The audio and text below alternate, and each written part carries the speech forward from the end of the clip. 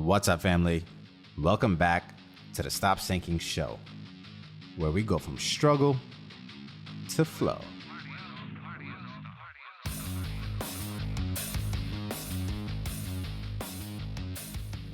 What's your relationship with being a beginner? I heard this question phrased this way in a story being told on a podcast the other day.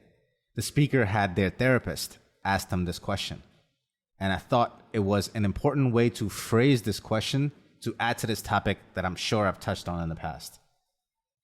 What's your relationship with beginning again? Can you bear the beginnings? If I was to think about one thing that holds us back as we get older, more than any other thing, it's that we create too much distance from that feeling of starting fresh, from those phases in our lives when we are just beginning something and learning something, and then accept ourselves to not be good at that thing. We forget what it's like to get up, fall down, get up again, fall down again, especially as we get older. And each one of those times that we fall down, we take much more of an emotional toll with that falling down as an adult than we did when we were younger. We used to accept it to be a natural course of doing anything. When you learn to walk, when you learn to ride a bike, when you took on any new sport or hobby, when you learn to drive, you didn't have any false expectations about needing to be good in a short amount of time. As much as you wanted it, you still accepted that it would take some time. You allowed yourself the time to grow into it, to mature, to suck at first. Somewhere as we get older, we lose the strength in that muscle because we stopped working it. It's almost like we foolishly think, because we have forgotten what it was like, that somehow we were dropped in the middle of our abilities, in the middle of this story that we are living. We forget that we too once were beginners in the very thing that we are proficient in now. And the more distance we have from those beginning stages, the weaker we are, at least emotionally, exercising those stages again in a new thing, in a new venture. And for this reason, we become less likely to want to begin again, because we don't want to go through the difficulty, because we forgot what it used to be like to be a beginner. And now it's much more of an emotional thing for us, because we don't want to feel that discomfort of not being good as an adult. And there's this pervasive thinking that says, do what you are good at and outsource the rest. And don't spend too much time working on your weaknesses. And as someone who thinks he can be great at a lot of different things, it doesn't jive with me. Yeah, maybe you want to spend the majority of your time doing the things that get you the highest productivity of output, but you still want to work on your weaknesses. But as humans, we don't really even know what we could be good at.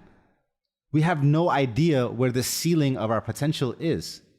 We don't know the upper limits of what we can achieve unless you really go out there and try to achieve all those things that you are weak at. So who's to say that what is your weakness today is only that way because it didn't get enough exercise? Or who's to say they cannot become our strengths if we keep working on them? And who's to say that we won't surpass our current strengths with those? And again, how did our current strengths become our strengths in the first place? We've forgotten those stages. Maybe you did have a natural proclivity and inclination towards some things, but somewhere in there you honed that skill or ability. You stuck with it. You spent the necessary time to do so. And in those beginning stages that you have soon forgotten is where all that was developed.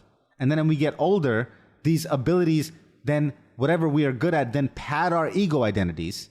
We think we are those things. We think we are defined by the things that we are good at, or that we can proudly say we do well. But you know what all that identification leaves behind? Your potential to grow. Because of your attachment to what already is, you keep out what could be. I see this everywhere and in myself. Things I'm afraid to try because I've never really stepped foot there. A lot of it is because of fear, because of embarrassment, because of possible judgment from others. What if I show up different than people expect me to be and what they have gotten so used to? And now they might see me as somebody that they've never seen me like. What if I'm not as good as I am in the beginning and others see that and judge me for it? And what if I can't stand my own judgment and I can't do it perfectly like I imagine myself? It's all fear. The only thing that saves me personally from completely being engulfed by my fear here is my willingness to not be good at first, to suck. My willingness to ask questions.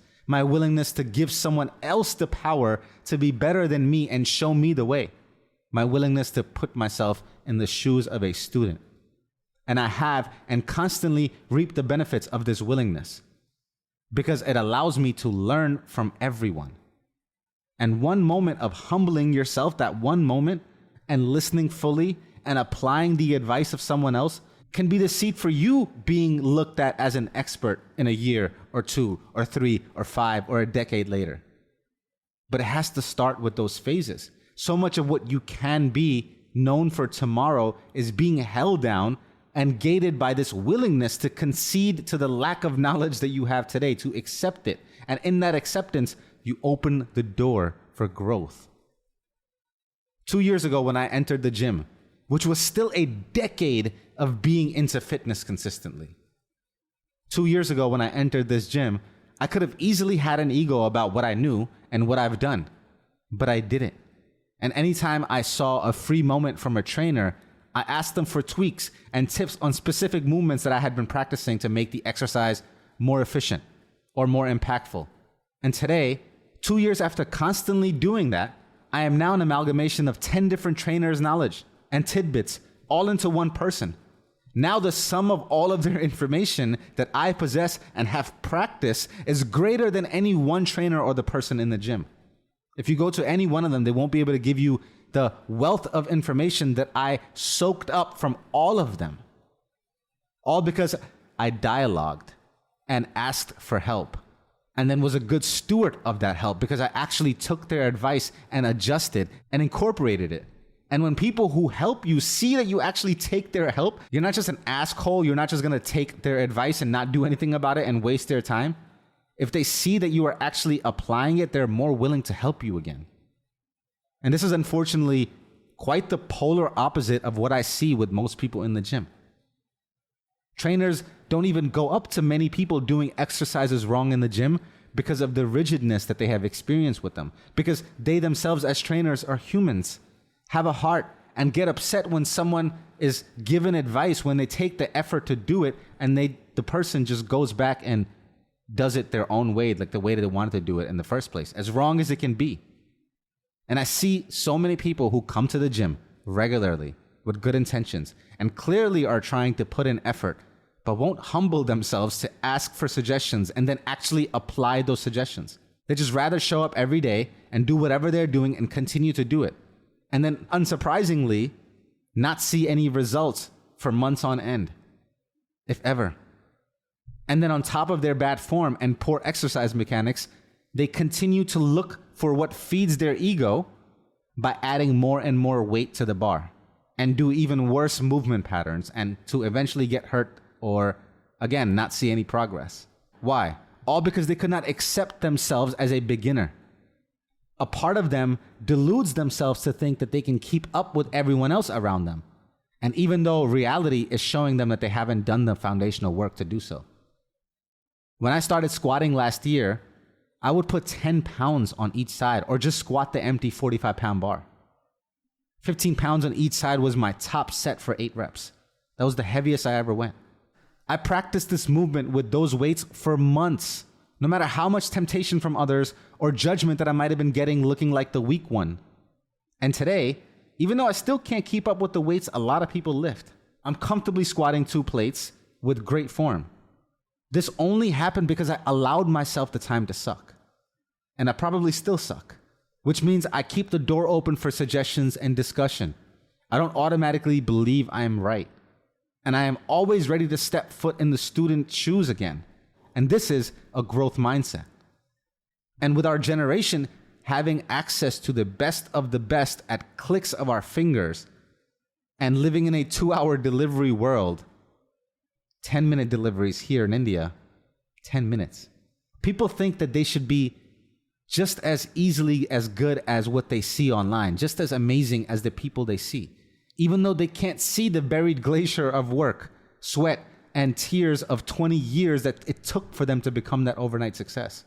And this has created a fixed mindset in society where we quickly judge ourselves in what we're good at and not good at, and signing out of trying to be good at things altogether for the things that don't come naturally to us.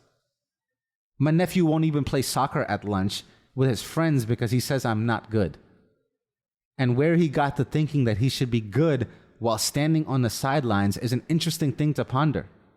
Where he got that belief. How could you expect yourself to be good if you don't get in there and play and suck and miss shots and mess up and cause your team to lose sometimes and fail and feel that pressure to want to improve?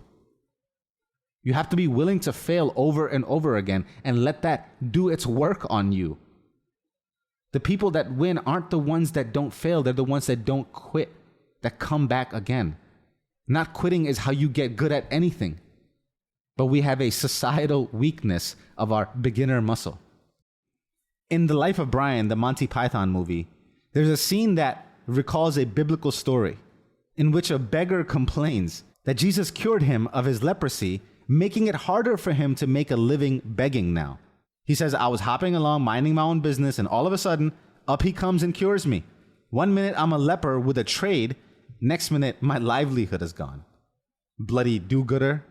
We're so afraid to begin again, we rather keep our illnesses and ailments and disadvantages that allow us to continue begging, allow us to continue to get that handicap advantage, instead of standing upright, full force, and take on a new but unknown world where we are not yet so comfortable in. We rather stay in our comfortable misery, in what is familiar, no matter how painful, because we have identified with it and gotten so used to that pain, and in some ways, the devil you know is better than the desert you don't.